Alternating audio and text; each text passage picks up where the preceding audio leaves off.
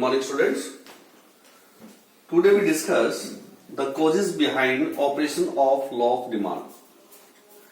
हमने अपनी पिछली वीडियो में आपको बताया था लॉ ऑफ डिमांड के बारे में कि लॉ ऑफ डिमांड क्या है और फिर हमने उसको एक शेड्यूल और ग्राफ से एक्सप्लेन किया था।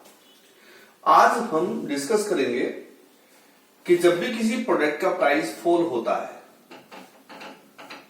तो उस गुड्स की डिमांड राइज क्यों हो जाती है, what are the reason behind this action.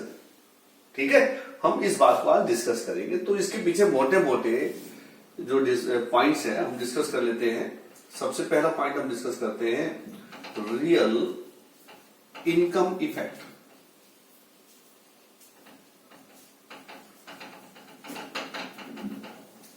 तो सबसे पहले हम ये जानेंगे कि रियल इनकम क्या चीज होती है। तो हम बताएंगे कि जो इनकम है वो टू टाइप की है।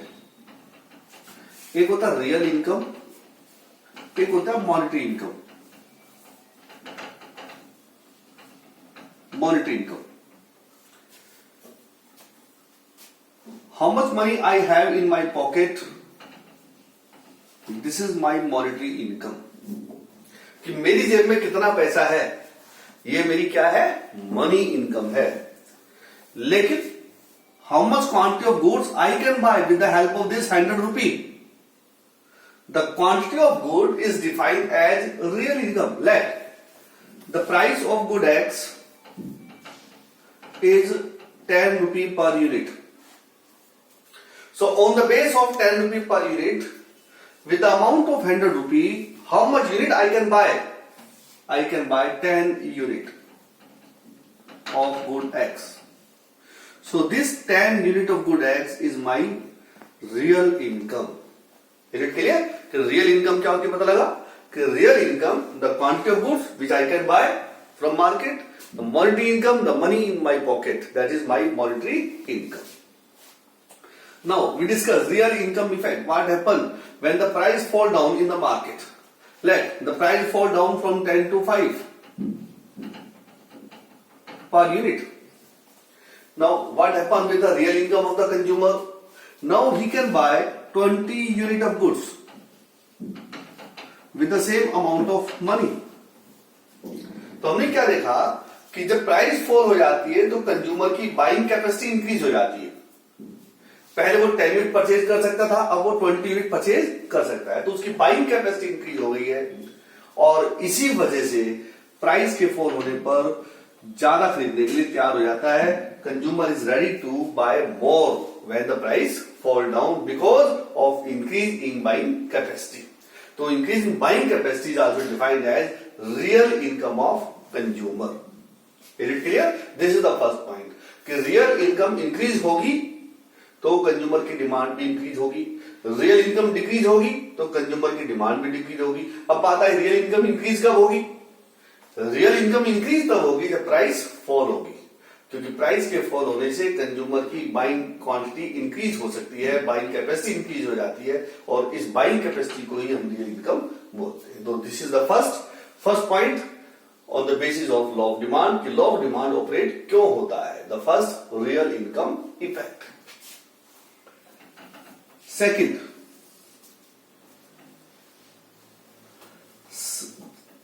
different size of income group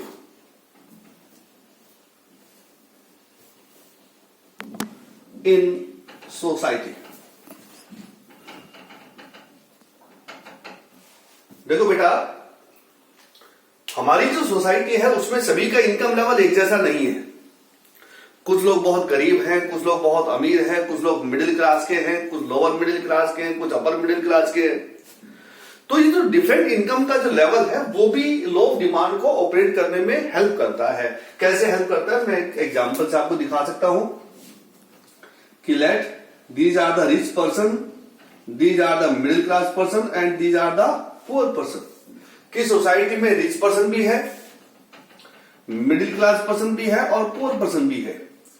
आइए हम कोई प्रोडक्ट एक्स ले लेते हैं कि प्रोडक्ट एक्स है, उसका प्राइस है 100 रुपी पर केजी। बात जब 100 रुपये पर केजी प्राइस है, तो अभी सपोज कीजिए कि केवल रिच जो पर्सन है they are demanding this goods. ठीक है, जैसे मान लीजिए अभी ऑफ सीजन है, अनार का सीजन नहीं है, बाजार में अनार का रेट है 100 रुपए पर किलोग्राम। तो अभी उसको कौन खरीद रहा है? अमीर आदमी खरीद रहा है, या अपर मिडिल क्लास का व्यक्ति उसको खरीद रहा है, या जिसको बहुत नेसेसिटी है मेडिकल पर्पज से तो उसको खरीद रहा है। अदरवाइज इसकी डिमांड बहुत कम है, क्योंकि खरीदने वालों की संख्या केवल रिच ग्रुप से आ रही है। जैसे जैसे इसका सीजन स्टार्ट होना शुरू हो जाता है तो इसका जो प्राइस है वो 100 रुपी से 80 रुपी हो गया। अब 80 रुपी प्राइस होने से क्या हुआ कि रिच पर्सन तो इसकी डिमांड कर ही रहे थे। अभी भी देखो, अभी तक डिमांड कर रहे थे केवल रिच पर्सन, अब इसकी डिमांड करेंगे rich plus middle class person, क्योंकि अब वो रेट डाउन होने से जो मिडिल क्लास पर्सन है उनकी बाइंग कैपेबिलिटी भी अलाउ करती है कि वो इस प्रोडक्ट को परचेज कर सकते हैं। सीजन पीक पे चला जा रहा है और रेट इसके डाउन होकर 50 रुपये पर केजी हो गए। तो इससे क्या होगा कि sum of upper poor class मानी rich class plus middle class plus upper poor class are capable to buy this product. तो इससे क्या देखा, हमें क्या समझ में आ रही है बात कि जैसे जैसे प्राइस फॉल होती है तो क्या होगा, those person who were not capable to buy this product at previous high price, now due to fall in price they are capable, so they come in the market to buy that product। तो क्या हुआ, price के fall होने से वो व्यक्ति भी खरीदने के लिए मार्केट में आ गए जिनकी पॉकेट पहले अलाउ नहीं करती थी, जिनके कैपेबिलिटी नहीं थी, लेकिन अब उनकी कैपेबिलिटी है, इसलिए वो मार्केट में आ रहे हैं और प्रोडक्ट को परचेज कर रहे हैं। तो देखिए ये 2 पॉइंट हमारे सामने आ गए। First real income effect, second different size of income group in the society. आइए हम तीसरे फैक्टर की तरफ चलते हैं जो लॉ ऑफ डिमांड को ऑपरेट करने में हेल्प करता है। Third one is alternative use.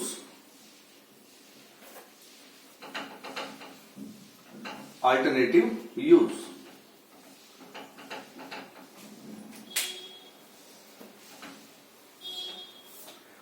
तो थर्ड पॉइंट हमारा हो गया अल्टरनेटिव यूज। अल्टरनेटिव यूज का मतलब है कि जैसे जो प्रोडक्ट एक्स हमने दिया उसके कितने टाइप के हम यूज कर सकते हैं, उसको बोलते हैं अल्टरनेटिव यूज। जैसे सपोज कीजिए जो प्रोडक्ट एक्स है इट इज मिल्क है, तो उसको हम ड्रिंक भी कर सकते हैं, उससे हम टी प्रिपेयर कर सकते हैं, उससे हम कॉफी प्रिपेयर कर सकते हैं, उससे हम आइसक्रीम भी प्रिपेयर कर सकते हैं और बहुत सारी चीजें इससे हम प्रिपेयर कर सकते हैं, स्वीट्स इससे बना सकते हैं, कर्ड इससे बना सकते हैं। तो ये इसके अल्टरनेटिव यूज हो गए। तो इसका मतलब ये है कि जब कोई अल्टरनेटिव यूज वाला प्रोडक्ट होता है तो क्या होगा कि उस प्रोडक्ट की जब प्राइस फॉल होगी तो कस्टमर उनके यूजेस इंक्रीज कर देता है। क्या करेगा, उसका यूज इंक्रीज करेगा। जैसे सपोज कीजिए कि जो मिल्क है वो 60 रुपये लीटर है, तो अभी कस्टमर क्या कर रहा है, उसको ड्रिंक में यूज कर रहा है, उसको टी प्रिपेयर में यूज कर रहा है। लेकिन जब मिल्क का रेट 60 रुपी से 50 रुपी या 40 रुपी डाउन हो जाता है तो फिर वो क्या करेगा कि चलो भाई ड्रिंक तो करते ही करते हैं, चाहे तो बना ही रहे, चलो कॉफी भी इंजॉय हो जाएगा, कभी कभी आइसक्रीम भी बन जाएगा, कभी कभी खीर भी बन जाएगी, कभी कभी कर्ड भी हो जाएगा, कभी कभी और दूसरे स्वीट्स भी हम प्रिपेयर कर लेंगे। तो उसकी क्या हुआ, यूज बढ़ा दिए। तो यूज के इंक्रीज होने की वजह से हम क्या करेंगे, उसकी डिमांड को इंक्रीज कर देंगे। तो इससे हमें समझ में आती है कि जब प्राइस फॉल होती है तो जो अल्टरनेटिव प्रोडक्ट है उनके यूजेस इंक्रीज हो जाते हैं, जिसकी वजह से उसकी डिमांड भी इंक्रीज हो जाती है। So this is the third point. Now the fourth one is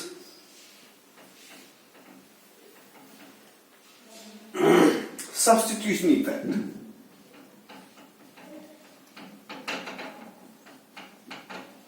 substitution effect हमने अपनी पिछली वीडियो में आपको बताया है कि सब्स्टिट्यूट गुड्स कौन सी होती है।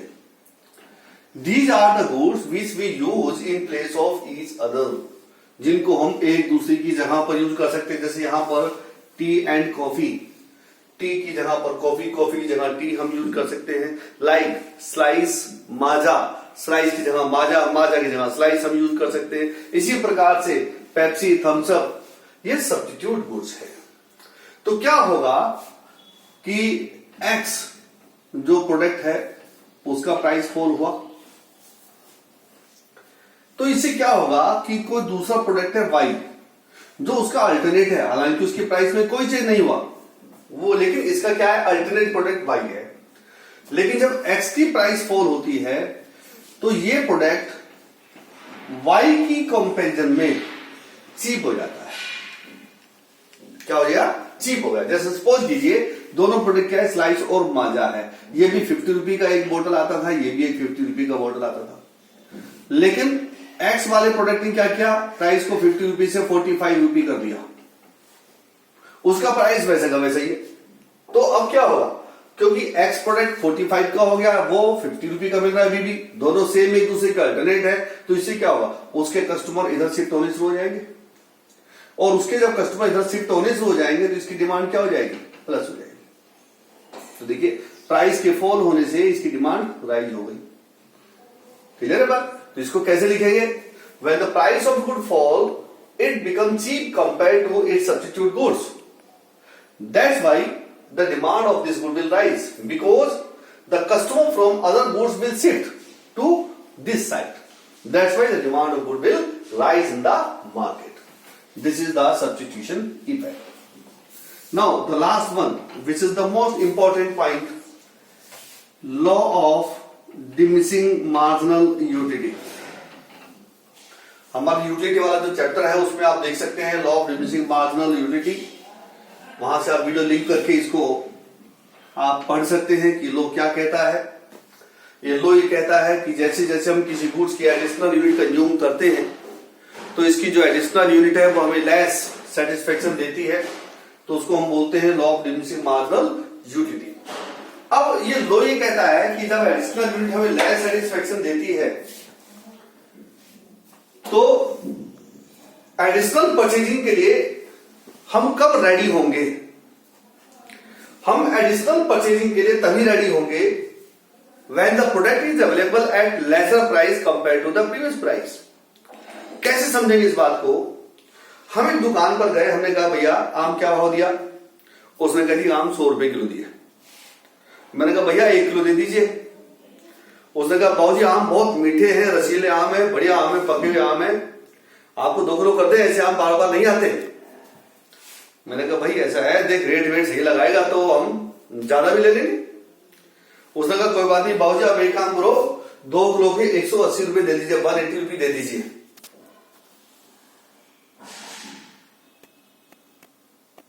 दो किलो के 180 रुपए दे दीजिए।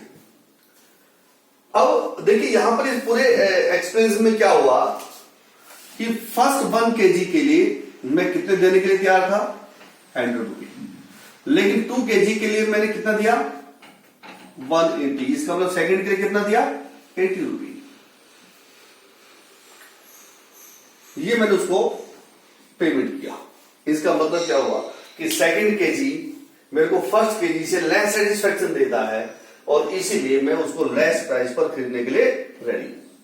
तो ये लॉ ऑफ डिमांड का ऑपरेशनल बेस है कि जब भी किसी प्रोडक्ट की प्राइस फॉल होगी तो क्योंकि उससे हमें सेटिस्फेक्शन कम मिल रहा है तो हम उसको ज्यादा भी खरीदने के लिए तैयार हो जाएंगे।